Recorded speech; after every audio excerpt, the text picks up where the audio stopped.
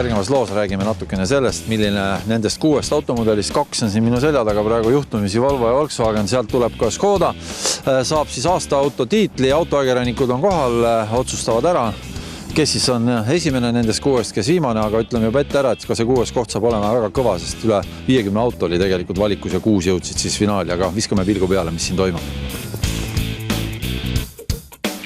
See auto, mille mina roolis siin nüüd istun, on vaieldamatult kõige parem auto, nii varustustaseme kui mugavuse poolest. Näed, ma saan ka siit auto võtme, aga ma pakun välja, et see auto aasta auto tiitlit ei saa, Tõnu, ja ma arvan, et see põhjus, miks ta ei saa, on see, et ta hind on ikkagi üle 80 000.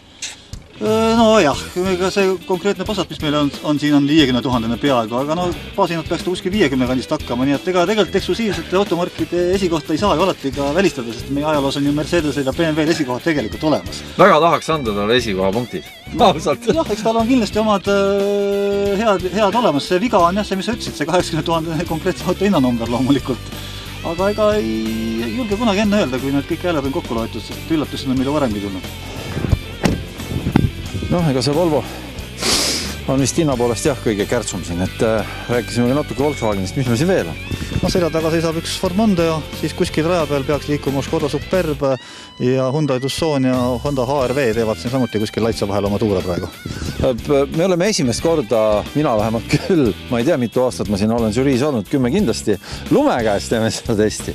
No ükskord meil tegelikult oktoobrikuus ja oli lumi oli maas. Ega palju puudu jäänud, et hommikul rada oli jääs ja järgmisel päeval tuli umbes samasugune purga maha, nagu meil siin praegu on, aga seda oli karta, et kui me seekord jaanuarisse jäime, et üllatusi tuleb, aga tõttelda nüüd juba ütleks, et päris meeldiv üllatus. Ja üllatus on hea, et no ütleme nii, et me saaks teha saate küsimus, et mis autoga on tegemist, et ega siit nagu väga lihtsalt tagant välja ei loe. Eks meil on 6 tükki umbes selliseid praegu võtta siin selle ringi peale, sest et me oleme paar tundi juba sõitnud ja eks need tagaluugid lähevad ikka väga lund täis küll. No mis sa ise kokku võtad? Minu hinnang on see, et kui alati on olnud selline kindel 6 auto minu jaoks selle 6 finalisti seas, siis ma pean tegelikult ka ütlema, et seekord seda 6. autot ei ole.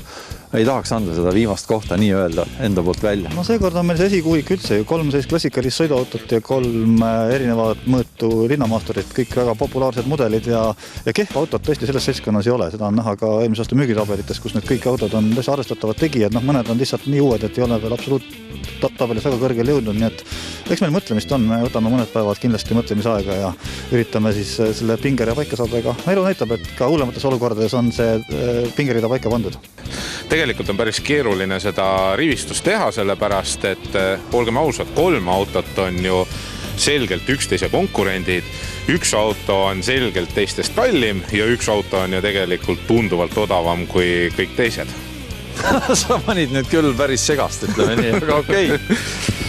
Nii see on, jah, 85 000 ja alumine otsal alla 20. Just täpselt niimoodi ongi ja tegelikult eks see hind tuleb mingil määral ikka mängu, aga ma arvan, et siin, ma ei tahaks midagi välja tuua, aga võib-olla äkki Superb on kõige rohkem nagu ennast üllatanud, kui me võrdleme eelmist mudelit ja praegust mudelit. Mina saladust ei tee, minu jaoks on ta number 1. Et kui me nüüd praegusel hetkel võrdleme eelmist ja praegust mudelit, siis tegelikult see vahe on öö ja päev. No, Passat on, ütleme, natukene evolutsioonile nagu ka Mondeo. Volvo tuli tegelikult väga ideaalse autoga välja, aga selle hind on ikkagi teistest kõrgem ja see võib siin muutuda natukene selliseks teguriks, miks seda ei valita. Ja olgem ausad, HRV on üpris odav, aga samas selle bensiinimootor ja variaatorkast ei olnud just kõige parem lahendus.